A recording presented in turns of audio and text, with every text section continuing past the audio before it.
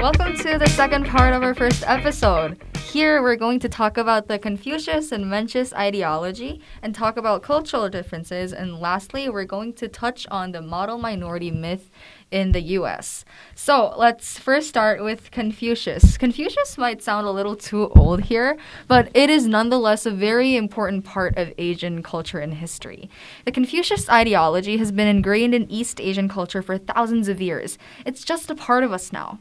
Wei Ming has said that Confucianism has made an indelible mark on governments, societies, educational practices, and family life of East Asia. Prior to the arrival of the Western powers in East Asia, the mid-19th century, the Confucian persuasion was so predominant in the art of governance, the form and conduct of elite education, and the moral discourse of the populace that China, Korea, and Japan were all distinctively Confucian states. So we obviously know, because we learned Korean history, that the Chinese ideology of Confucianism is made a very big impact on our history. All of our scholars in the past learned education based on this Confucius ideology. And just as Nathan and Olivia had said in part 1 of this episode, studying is because of Confucius is in a sense just a part of our culture. Can I go back in time and kill Confucius? No. I'll be back. Okay, that was a little brutal, but it's almost as if studying is not an option. It's mandatory in South Korea and also in other Asian countries. Ever since we were young, we have strived to get the best education there is, and we try to spend our time the most productively because it's just simply tradition. Confucius believed that good education would change people for the better, and maybe that's why we are so obsessed about education. The only way for the superior man to civilize the people and establish good customs is through education. This is what Confucius said. That is, education is a ceaseless process of self-realization and self-cultivation. The Confucian ideology defined learning as socialization. Society itself is thus a vast educational process. Confucius himself emphasized again and again the importance of being widely read and learned in all aspects of life without forgetting the importance of having a philosophic principle that runs through all these details of scholarship. Confucius also said that only one who is able to couple thought with scholarship is a really educated man. That is to say that Confucius emphasized the importance of acquiring knowledge. This theory of knowledge has two main conclusions, and this suggests that every person is capable both of being educated and of being the educator through the divine spark. So by this we can know that Confucius obviously thought that education was the fundamental basis of our society, and that is why China, Japan, Korea are so obsessed with education. Yeah, and not just the 3 East Asian countries. Other countries also. Right, all affected, how China affected all kinds of Yeah, it's Asian in their cultures. religion too, even. It's everywhere, absolutely everywhere. And that's why I guess our parents are so obsessed with getting us academically successful. Well, actually, I don't think that exactly Confucius is to blame for the competitive studying of the Eastern Asia. So let me bring out Mencius in this time. Ooh, is it like a Mencius vs Confucius Mencius? competition or I have something? never heard this of is gonna this guy. be fun. It's not like a competition. Mencius is not as influential as Confucius, but is considered to be as great. And he is very greatly influenced by Confucius. He has improved Confucius' ideas by compensating it. He's the second greatest ideologist of Asia. The first, obviously, Confucius. Mencius believed that human nature is humane at birth. This kind of means that humans are kind where they're first born. He explained that the influence of society is the reason of the evilness of humans, like robbery, like murder, all the terrible stuff. Right. As he believed that humans are born kind and it is the society that causes them to corrupt, he values education very, very much. Oh, as in, I guess, to educate humans to not be mean and not be, evil, I guess. Yeah. From a young age. Precisely, I This think. education's, this idea of education, Confucius and Mencius thought really greatly about it, but not the education they talk about is not exactly the education like we think of, like math, literature, all that kind of stuff. Wow. Um, like according to Mencius, education must awaken the innate ability of human mind. By education, Mencius meant only moral and ethical studies, like language, math, and science was not considered to Whoa, be math as important. wasn't considered to be important. Yeah. Language for me, like, I don't like my language subjects. Science is way better in my opinion. Like, do you like ethics or like philosophy? Ethics, I don't hate them, but they are a little too complicated for my I think simple little Santino brain. would love Mencius Yeah. because he only considered ethics to be a subject for studying. Really? What about your language grades and your math grades and your science grades? Or I guess Mencius doesn't consider them for grades to be important. Yeah, for Mencius, the math and science, all that kind of stuff is not as important as moral studies. Like for entire life, he said no words about math, literature, any kind of technology, not a word. But he really, really thought moral study was important. Like he emphasized it so much on his like books or studies.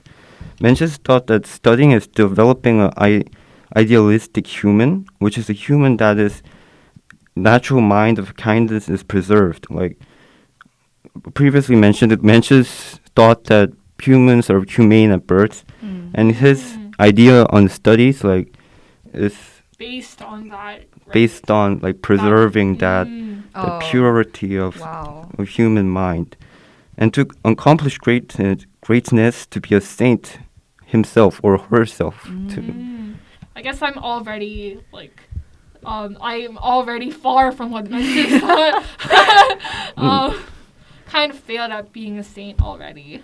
Yeah, but this is quite very ironic that Mencius spoke very negatively about tight competition, which tight competition we always like are in, like in Korean study, like synopsis or something. And Right, can I tell these guys something about how much emphasis Korea puts on competition to make kids so obsessive with their grades? So in the US and many other countries, you get like A, B, C, D, F grades, right, based on your score. But here in Korea, you get something that's called 등급, which they line you up, and there's like that the best kids versus the worst kids, and you'll be placed into these categories from 1 to 9, indicating your position on like the spectrum of how well you did compared to other kids. And I feel like this is a really large part of what makes, Asian, specifically Korean kids stressed out about their academics, like always being compared to others.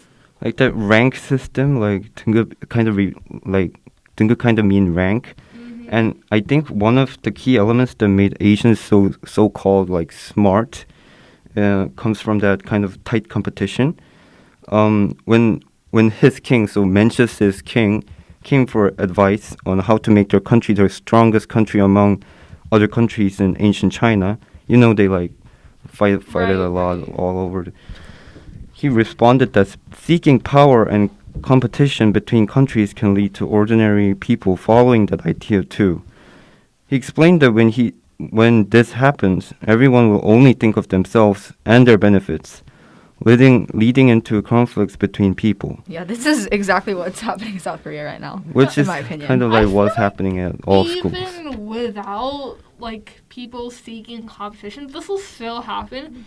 Like, because I believe that people are not humane from birth. I believe that they are evil from birth. Whoa. Which makes me think. Actually, me too. That, even without like all this, education that Mencius. What's his name? I don't Mencius. know. Mencius. Wow, okay. What he thinks about. I feel like people will still be mean to each other. Like, am I the only one who thinks that? And Mencius thinks that that's because of the influence of society, and if you want to go back and kill Mencius and Confucius, as you said before. I don't think Mencius is as bad as Confucius. I'll let him. Yeah, maybe you can get into a debate or something before killing them. I'm pretty sure I'd lose. I love a beef with Confucius. With the best philosopher in all of Asia. Like Mencius believes that too much competition between people can cause chaos and hate between people, which is what's happening on Korean schools today. And this leads to corruption of human nature.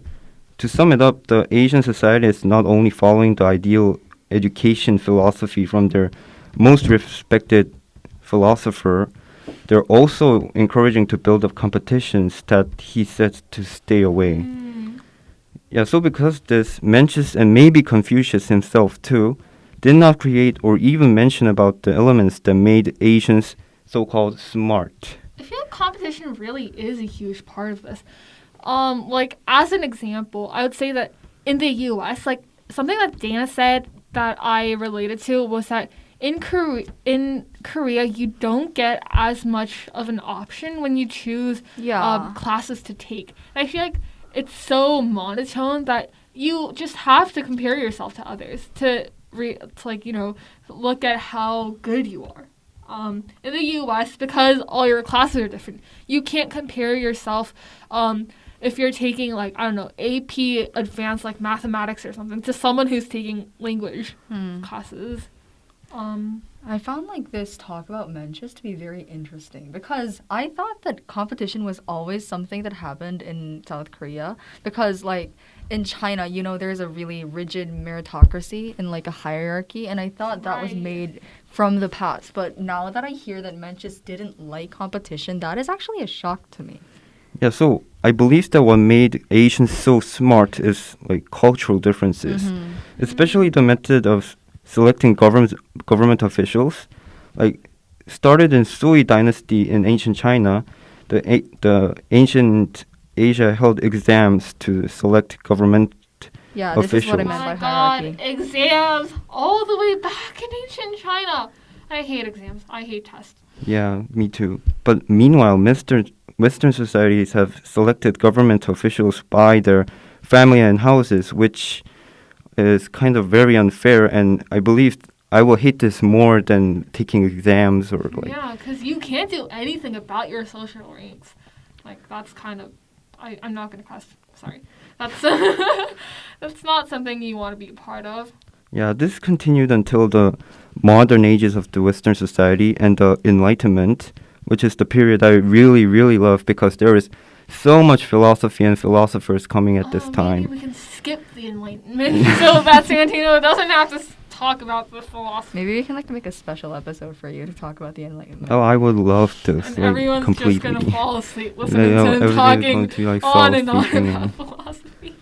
The special thing about the exams that are even commoners can be officially be by passing these exams because even commoners could be a government official, which is quite impossible in Western regions.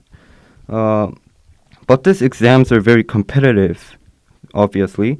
Students had to study really, really hard to pass those exams. Like, being a government official was a common dream of all people in medieval Eastern societies. So I believe that those exams made Asians to be competitive on academics. True, I agree. Yeah, I guess like that was like the attempt was good. I guess like the original purpose of competition and these tests was good. Like because in Western societies, you can't even dream of competing with the higher classes. You can't even dream of going up higher in your social, hierarchy and everything. Which is why you didn't even need to be competitive. So now I'm going to talk about the model minority myth, but before that, I just want to talk about my personal opinion.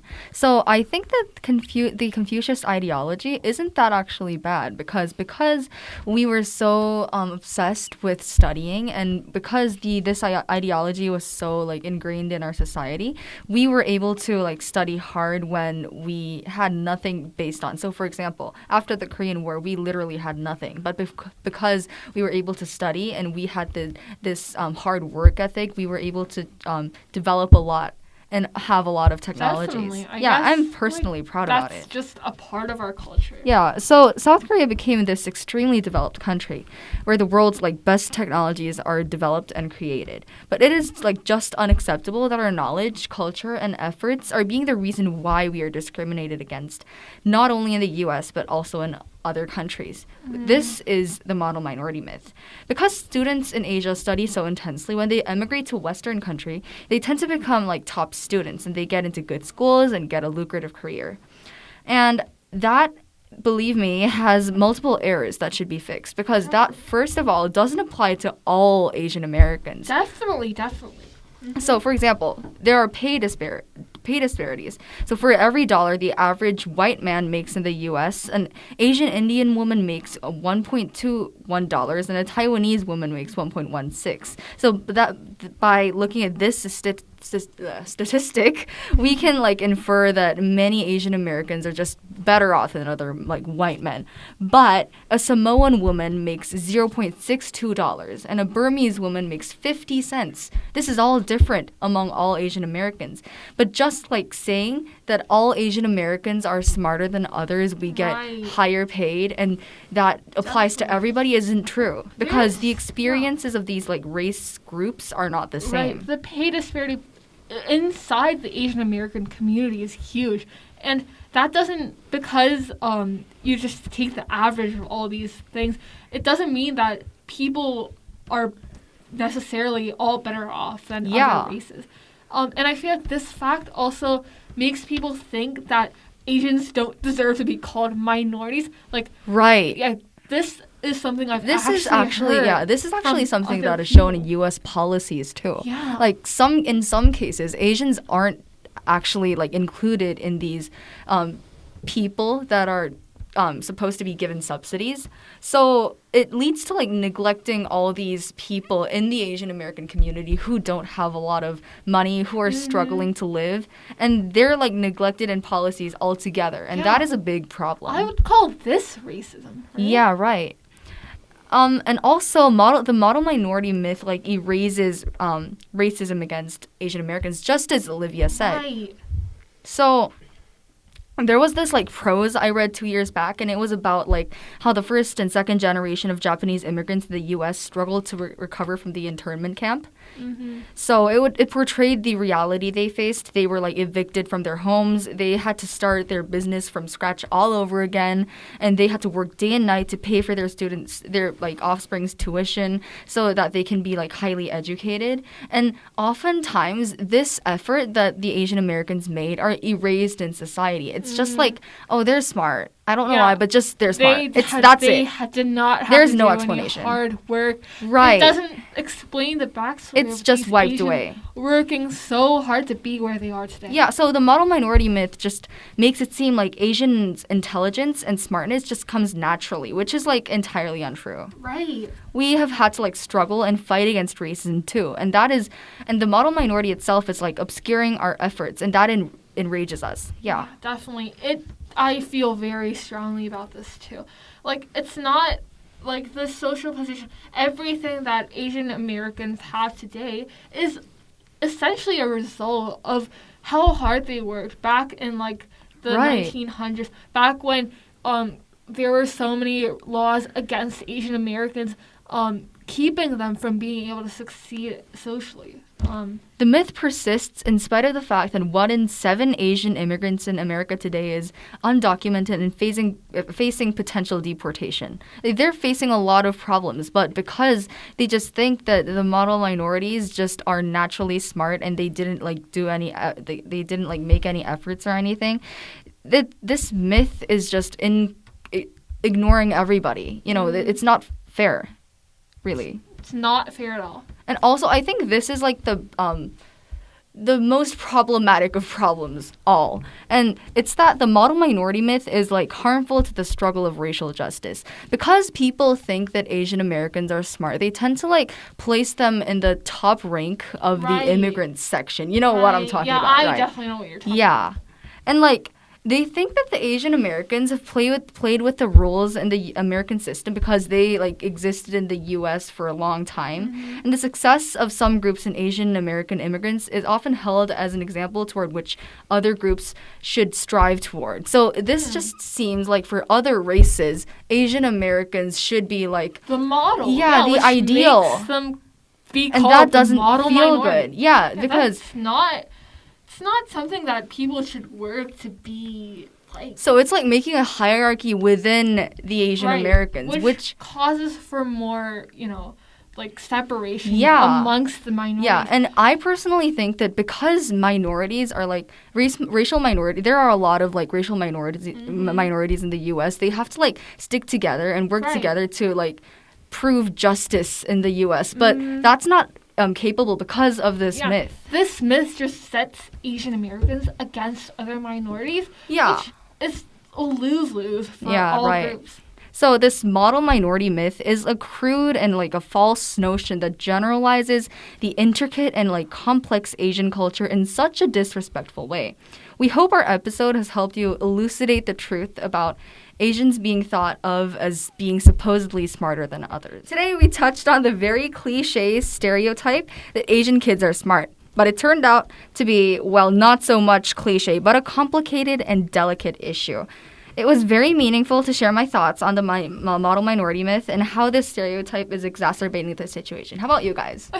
I also really enjoyed this session. It was an experience to really develop my thoughts and nurture them into cohesive thoughts, and sharing my thoughts with all these people who feel the same way about this topic. Great.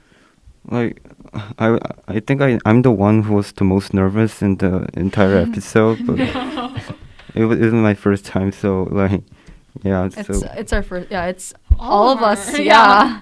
Yeah. But I quite enjoyed like sharing my philosophy knowledge with all of you guys, and I feel like we really criticized the Korean education curriculums a lot. So, but we are not in North Korea, so we're not going to get arrested or something or go to. Thankfully, Great. we're in the South.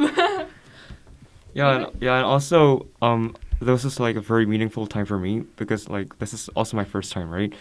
And like all being surrounded by these machines and like a tight room and like a recording booth, it was kind of like very nervous for me at the start. But as like thanks to Olivia and you guys, like I also had very enthusiastic time, like and a very enthusiastic speech. Yeah, it was Like, very yeah. fun. Yeah. And it was I- like a very meaningful time for me. And as Santino has mentioned, definitely we're in a democratic society, so I hope we don't get like in any trouble for this or anything.